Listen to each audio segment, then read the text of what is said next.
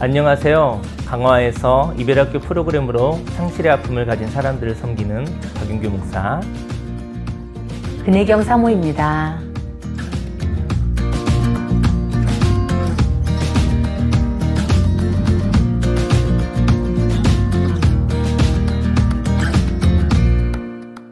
지난번에는 사랑받고 싶은 나를 감정으로 응원할 수 있을까에 대해서 이야기를 나누었지요. 인생 가운데 사람은 누구나 사랑받고 싶은 것 같습니다. 그런데 그렇게 사랑받고 싶은데 나를 사랑하지 못하는 것 같아요. 아마도 사랑받고 싶어서 누군가를 찾아 나서는 것은 아닌가 생각을 해봅니다. 또 사랑받지 못할 이유를 찾아보기도 하지요. 그리고 상대편에게 사랑받지 못할 나를 소개하지요. 그리고 상대편이 나를 어떻게 생각하는지 들어보고 싶은 것이지요.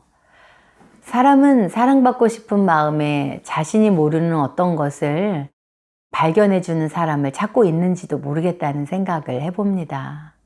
그렇습니다. 사람들은 자신을 온전히 볼 수 없습니다. 이렇게 시각에 의하여 자신을 알아가려 한다면, 그리고 자신이 볼 수 있는 것은 판단하고 있기에 구체적으로 인식할 수 있지만 볼 수 없는 영역은 추상적으로만 아는 것 같아요. 오늘 저는 사람이 자신을 모른다는 이야기를 하고 싶어요.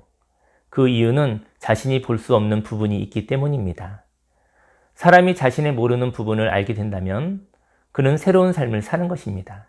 새로운 삶, 싱그러운 삶을 살아 생동감 있게 오늘을 살아가는 것이지요. 그렇군요.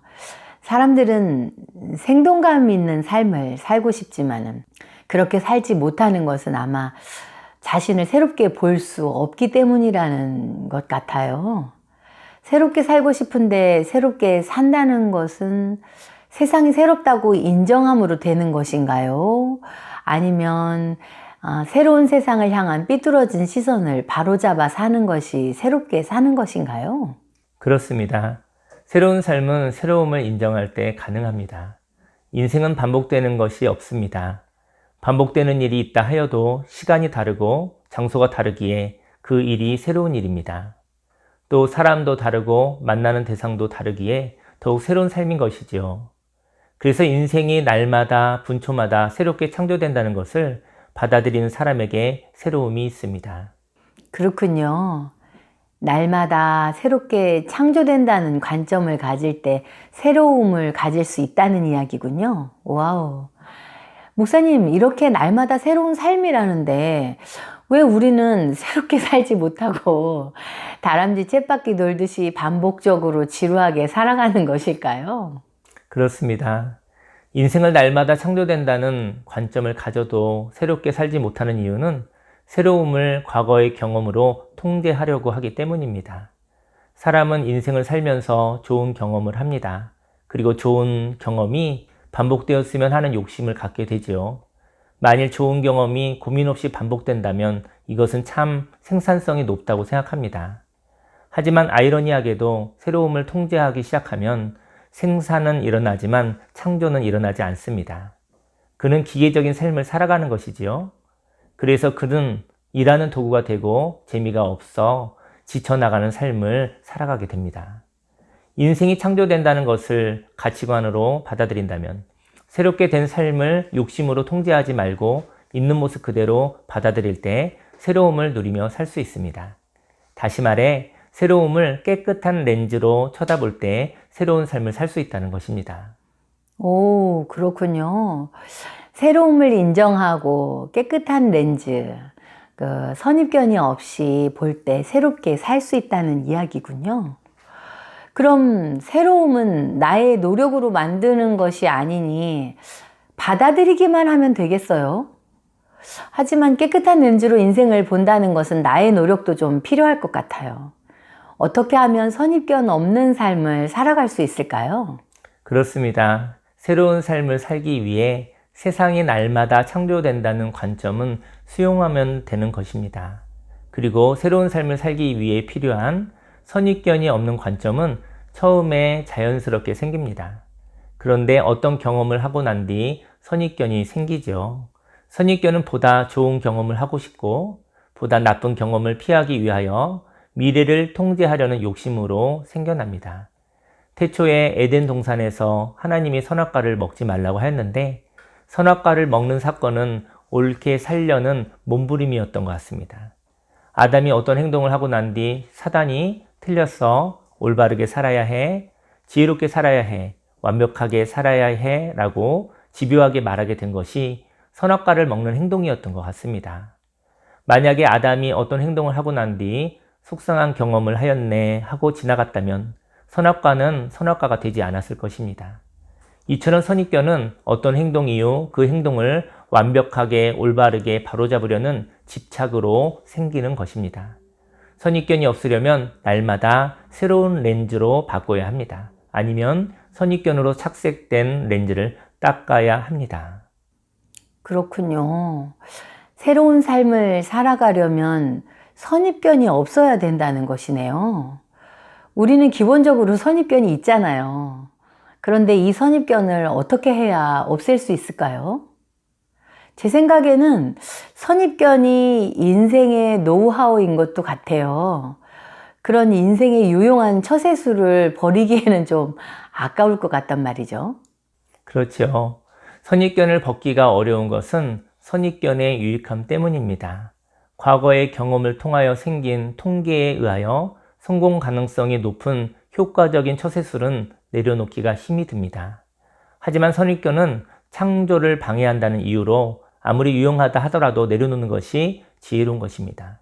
다시 말해 창조를 방해한다는 것은 파괴를 한다는 것을 의미합니다. 오늘은 선입견을 내려놓는 방법을 이야기하려고 합니다. 먼저 선입견을 내려놓으려면 인생이 선물이라는 것을 받아들여야 합니다. 선물은 수고에 대한 대가가 아닙니다. 선물은 받을 이유가 없는데 그 선물을 받고 기뻐한다는 이유로 제공되는 것입니다.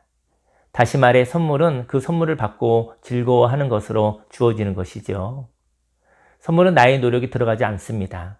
그래서 당연히 받는 것이 아닙니다. 사람들은 여러 가지 모양으로 공급받는 삶을 살아갑니다. 그런데 그 공급이 자신의 애씀으로 수고로 받았다는 생각이 있습니다.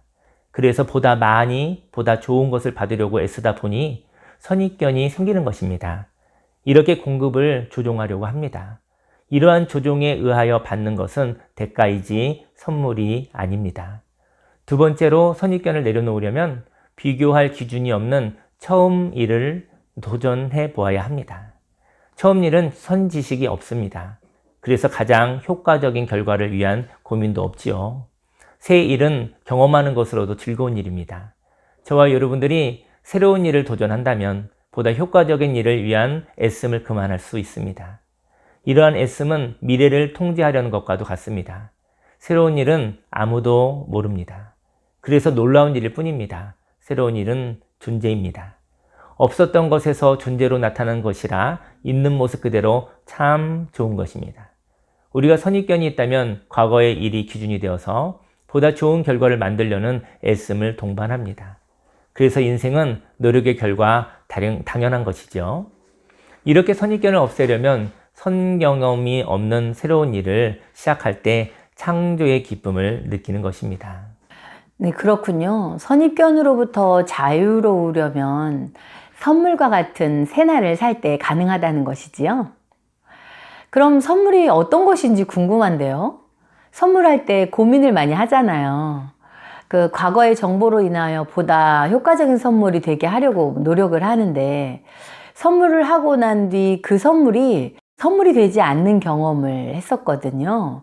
많이 고민하고 선물했는데 상대편이 즐거워하지 않더라고요. 전에 어떤 남편이 아내의 생일을 위해서 최고급 노트북과 핸드폰 연동 시계 세트를 몇 달 동안이나 아내 몰래 알바를 해가지고 한 몇백만 원이 넘는 선물을 했던 거예요. 그런데 정작 아내는 그 선물을 받고 별로 기뻐하지 않고 사용하지도 않은 거예요. 아내는 차라리 목걸이나 액세서리 세트를 선물해 주었으면 좋았겠다라고 말했어요. 시간과 돈을 들여서 선물을 했지만 선물이 되지 않았던 경우지요. 그 이유는 무엇일까요? 선물을 하였으나 선물이 되지 않는 경우가 많이 있습니다. 아마도 조금 전에 말하였던 노트북, 핸드폰, 연동 시계 세트는 아내가 가지고 싶었던 것이 아니라 남편분이 가지고 싶었던 것 같아요. 이렇게 우리는 내가 가지고 싶은 선물을 상대편에게 줄 때가 있습니다. 저는 선물을 하려면 선물할 대상에 대하여 관찰이 필요하다고 말하고 싶습니다. 선물의 다른 말은 영혼을 향한 관심입니다. 선물을 날마다 할 수는 없겠지요. 그래서 기념할 만한 날이 되면 그때 물질과 수고를 모아서 선물을 하는 것입니다. 만일 선물을 누군가에게 주어야 한다면 그 사람의 말과 표정에 관심을 가져야 합니다. 일상에서 오고 가는 말과 행동 속에서 표현되는 눈빛과 탄성을 보면 무엇을 좋아하는지 알 수 있습니다. 이렇게 어떤 물건과 행위를 보았을 때 그의 반응을 보며 이것이 선물이 될지 아는 것이지요. 그런데 상대편을 향한 관심이 없이 내가 좋아하는 것을 상대편도 좋아하겠지 라고 의심 없이 생각하고 선물한다면 이것은 선물이 되지 않을 것입니다. 그리고 선물을 받은 사람이 고마워하지 않는다면, 더 나아가 그 선물을 쓰레기 취급한다면 너무나 속상할 것입니다. 그리고 내가 가지고 싶은 선물이 후대접 받을 때 마음이 부들부들 떨며 미움과 분노가 가득하겠지요. 만일 선물을 주고 싶다면 받고 싶은 사람의 생각을 들어야 합니다. 그리고 그 생각이 감정으로도 얼마나 좋은지도 알아야 합니다. 그렇군요. 선물을 하려면 생각과 감정을 알아야 되는군요. 선물을 주고받는 것은 참 기쁜 일인 것 같아요. 만일 선물을 풍성히 하고 싶고 풍성히 받고 싶다면 의사소통이 되어야겠어요. 그런데 사람은 자신이 무엇을 좋아하는지 모를 때가 있는 것 같아요. 그래서 선물을 받을 수가 없고 받은 선물을 누릴 수도 없는 것 같거든요. 그럼 목사님, 선물을 풍성히 주고받으려면 어떻게 해야 될까요? 풍성히 선물을 받는 삶을 살아가려면 내가 나에게 선물을 할 수 있으면 좋겠습니다. 사람은 유한하여 욕심이 없어져야만 선물을 할 수 있습니다. 그러나 하나님은 좋으신 아버지가 되셔서 자녀에게 선물하는 것을 좋아하십니다. 그래서 저와 여러분들이 선물을 받을 준비만 되어 있다면 선물을 받을 수 있습니다. 하나님은 저와 여러분들의 필요를 채우는 것으로 기뻐하지 않으십니다. 하나님은 우리들의 욕심을 채우는 것을 기뻐하지 않으십니다. 생명은 유한합니다. 그래서 하나님은 시간이 부족하기에 인생 가운데서 필요와 욕심을 채우는 데 관심이 있지 않습니다. 하나님은 저와 여러분들의 영혼이 기뻐할 선물을 채우시기를 기뻐하십니다. 삶의 필요를 채워서 생명을 연장하는 것은 있을 수 있으나 그것으로 기쁘지 않습니다. 필요를 공급받기 위하여 살아가는 삶은 억지로 살아가는 것입니다. 인생이 억지로 죽지 못해 어쩔 수 없이 살아간다면 인생은 너무나 속상한 것입니다. 이렇게 억지로 살아갈 때 하나님이 주신 선물인 인생은 푸대접 받는 것과도 같습니다. 또 하나님은 불안 때문에 생긴 욕심을 채우는 것을 기뻐하지 않습니다.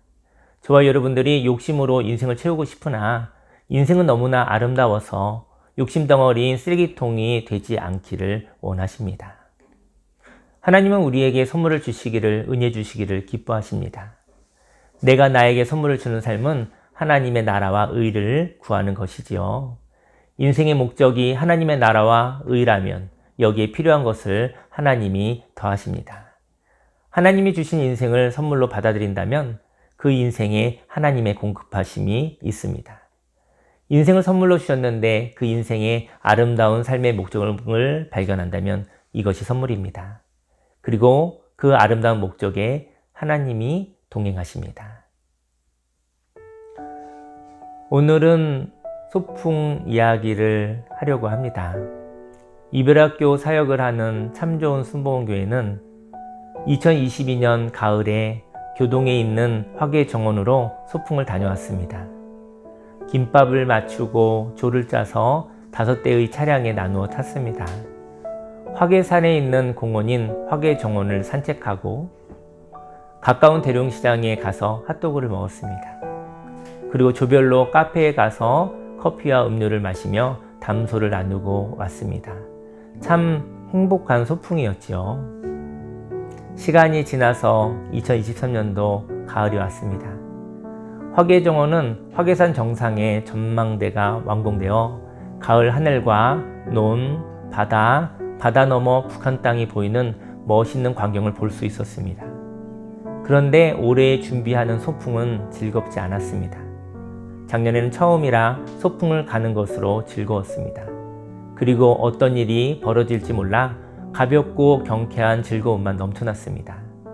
그런데 작년의 소풍 경험이 기준이 되어서 보다 즐거운 소풍이 되게 하려고 많이 고민하였습니다. 작년에 있었던 즐거운 모습들이 기억났습니다. 그런데 즐거운 계획은 기본이 되어 당연한 것이 되어 있었습니다. 그리고 여행은 변수가 있듯이 작년에 있었던 아쉬운 기억들이 생각났지요. 그래서 아쉬운 기억들을 보완하려고 힘을 썼습니다. 그런데 완벽한 보완은 있을 수 없었습니다. 한 주 내내 작년에 하던 대로 할 것인가 아니면 새롭게 할 것인가 괴로워했습니다. 작년의 프로그램은 점수를 매기면 90점은 될 것 같았어요. 그런데 10점을 보완하여 100점을 만들고 싶었지요. 그런데 100점을 만들 수는 없었습니다. 너무나 괴로워서 작년과 같은 방법을 내려놓았습니다. 그리고 올해에는 새로운 방식으로 하게 되었습니다. 한 번도 하지 않은 새로운 방식으로 프로그램을 짜니 평화가 밀려 들어왔습니다. 새로운 일이기에 판단을 할 수가 없었습니다. 그리고 통제할 수가 없었습니다. 다만 오늘의 소풍이 어떻게 펼쳐질까 궁금할 뿐이었던 것이죠. 이번 소풍도 완벽하지는 않지만 선물과 같은 행복한 여행이었습니다. 내년에도 가을이 올 것입니다. 내년에는 소풍을 갈지 모르겠습니다. 만일 선물로 소풍을 갈 수 있게 된다면 2022년과 다른, 2023년과 다른 2024년의 소풍을 가겠죠. 2024년의 소풍이 선물로 주어진다면 그 소풍은 이전과도 다른 새로운 소풍이 될 것입니다. 하나님이 내일을 허락해 주신다면 그 다가올 오늘이 선물입니다. 그날의 과거의 아픔을 보완하는 한으로 살아가지 않으려고 합니다. 인생 가운데 완벽하지 못했다고 자신을 비난하며 괴롭혔던 삶을 그만하려고 합니다. 통제할 수 없는 것을 통제하려고 애쓴 나머지 지치고 달아버린 나를 자유케 하려고 합니다. 하나님이 주신 오늘 이 선물의 날에 어떤 경험을 할까 기대합니다. 오늘을 선물로 누리시기를 바랍니다. 2023년도 가을이 있음이 선물입니다. 강원도 교동의 화계정원이 있음이 선물입니다. 소풍이 있음이 선물입니다. 오늘이 있음이 선물입니다. 그리고 오늘이 나에게는 고마움입니다. 지금 기도하기를 원합니다. 이 영상을 보시는 분들도 함께 잠시 마음을 합하여 기도합시다. 함께 기도하겠습니다. 할렐루야, 살아계신 하나님 아버지 감사합니다. 하나님 아버지 2022년도에 아름다운 교동의 소풍이 있었습니다. 하나님이 행복한 경험이 있었기 때문에 그 행복한 경험을 반복하고 싶은 마음이 있습니다.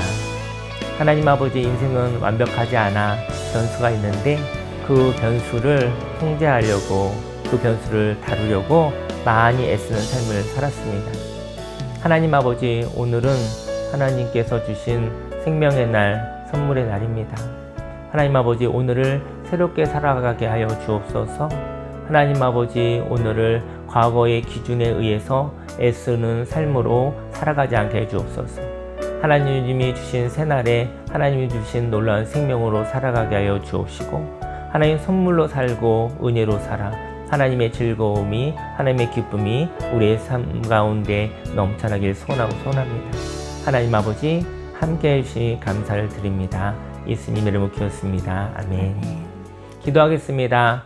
할렐루야, 살아계신 하나님 아버지 인생 가운데 하나님 좋은 경험을 하게 하시니 감사드립니다. 하지만 그 좋은 경험도 완벽하지 않다라는 것을 우리는 고백합니다. 하나님 아버지, 좋은 경험을 누릴 수 있게 하여 주시고 그 좋은 경험을 반복하려고 오늘을 과거의 기준에 의해서 판단하며 통제하며 살아가지 않길 원합니다. 오늘은 새날 하나님이 주신 창조해 주신 은혜의 날, 선물의 날입니다. 오늘을 새롭게 살아가게 하여 주옵소서. 오늘을 과거와 비교하여 살아가지 않게 하여 주옵소서. 오늘을 하나님의 생명으로 말미암아 누리며 살아가게 하여 주옵소서.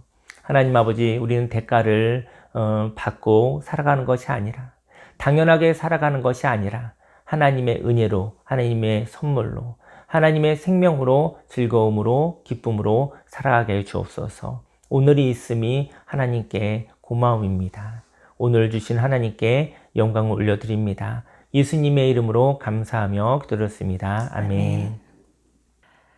어제보다 나은 오늘을 살아가고 싶은 사람들이 있습니다. 인생을 살면서 꿈을 꾸며 살아갑니다. 계획도 하지요. 하지만 그 꿈과 계획대로 되어지는 삶은 없습니다. 인생의 밑그림보다 좀 더 덜하게 또는 좀 더 넘치게 살아가는 것입니다. 아마도 계획에 못 미치면 마음이 슬플 것이요. 계획보다 넘치게 성취되면 기쁠 것입니다. 인생을 살면서 고마움이 있기를 원합니다. 인생은 노력의 결과, 대가로 사는 것이 아니라 서로 선물로 받은 오늘을 살아가는 것입니다. 만일 대가로 살아간다면 완벽하게 일하려고 파괴적인 노력을 할 것입니다. 하지만 선물인 은혜로 살아간다면 그날 그날의 삶을 감정으로 표현하며 지나가게 할 것입니다. 어제보다 나은 오늘은 없습니다. 어제는 지나간 오늘입니다. 그리고 지금은 느끼는 오늘입니다. 또 내일은 다가올 오늘입니다. 오늘을 과거보다 나은 삶을 살기 위해 집착하지 않는다면 오늘을 느끼며 살아갈 것입니다. 새로운 날, 오늘을 통제하려는 몸부림, 선악과를 통한 선입견을 형성시키지 않기를 원합니다. 인생은 기쁠 때도 있고 화날 때도 있고 슬플 때도 있고 즐거울 때도 있습니다. 오늘을 살아가며 익숙한 감정을 느끼려고 통제하지 않는다면 오늘은 풍성히 느끼는 새롭고 신선한 날이 될 것입니다. 선물과 같은 날, 그 선물을 하나님이 주셨습니다. 오늘에 관심이 있기를 원합니다. 오늘을 어떻게 살아갈까 생각하기를 원합니다. 그리고 오늘에 대한 생각이 참 좋다 하면 그 오늘은 선물이 될 것입니다. 하나님이 저와 여러분들을 바라보시고 계십니다. 그리고 어떤 때에 눈빛이 반짝거리고 얼굴에 화색이 드는지도 알고 계십니다. 하나님이 나를 바라보시고 아시듯이 우리가 생동감 있는 나의 모습을 안다면 그 모습 그대로 살아가는 것이 선물이 되는 삶이 될 것입니다. 오늘은 대가가 아닌 선물로 오늘을 살기 위해 선입견 없는 삶을 함께 나누었습니다. 어제보다 나은 오늘이 아닌 어제는 참 아름답지만 지나가서 슬픈 오늘로, 내일은 어떻게 다가올까 설레어 기대되는 오늘로 살아가시기를 바랍니다. 슬픔도 기대도 고마움과 사랑임을 생각해 봅니다.